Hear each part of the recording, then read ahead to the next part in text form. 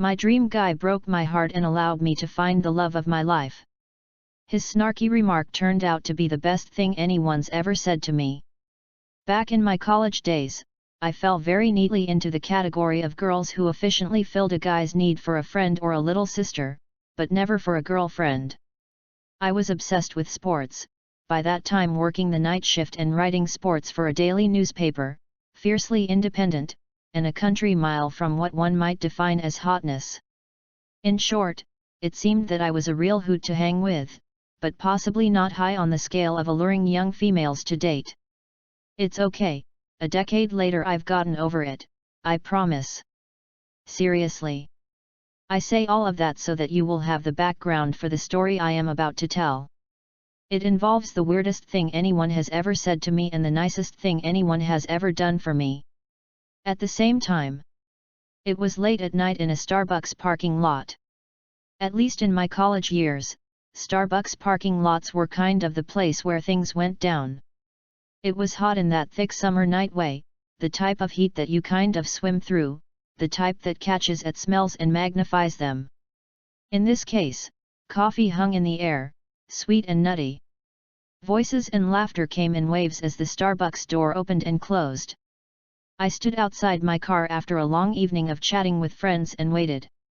See, it was the last time I was meeting with a group of 20-somethings that was organized through a local church.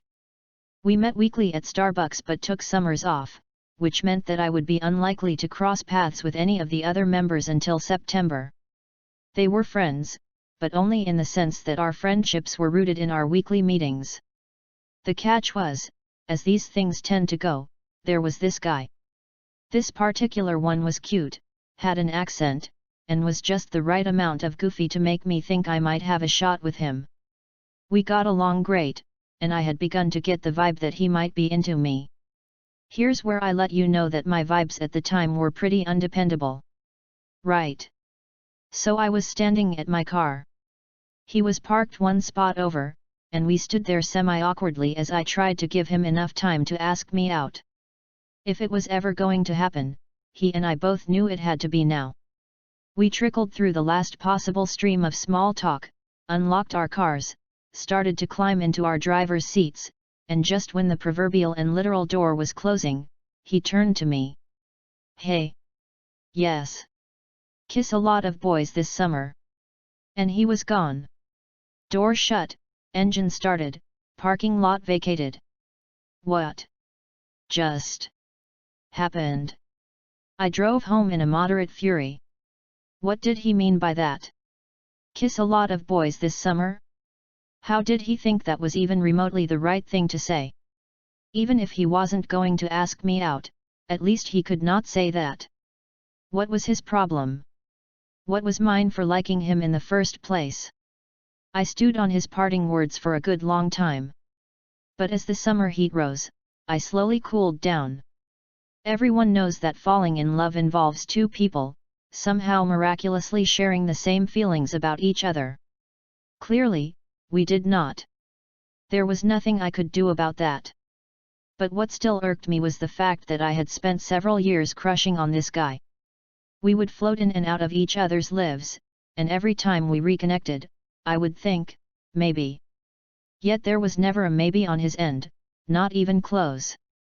I promised myself that the next time I met a guy and started investing my feelings in him, I wouldn't waste years hoping he would make a move.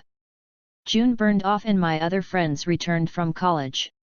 I had graduated a semester earlier in the winter, but now the whole crew had caught up. One of my best friends from high school came home and invited me to go to a barbecue with her. That's where I met Jim. My initial attraction to him was purely physical. He was cute. Then, our circle of friends suddenly began to intersect constantly. The more I ran into this Jim guy, the more I liked him. Maybe he would ask me out. Maybe. Wait. No. No, no, no, no. There is a moment in life when you have to decide if you are going to jump off the cliff. For some people, that means taking a risk at work, or quitting college, or moving cross-country. My cliff was Jim, and when I jumped, I made myself extremely emotionally vulnerable. Jim was pretty shy and liked to do things the right way. That meant taking his time before he asked a girl out. That didn't really fit my vision of our relationship, though, so I asked for his phone number one night. He obliged, and while we began to text and got along great, he still didn't ask me out. A month passed.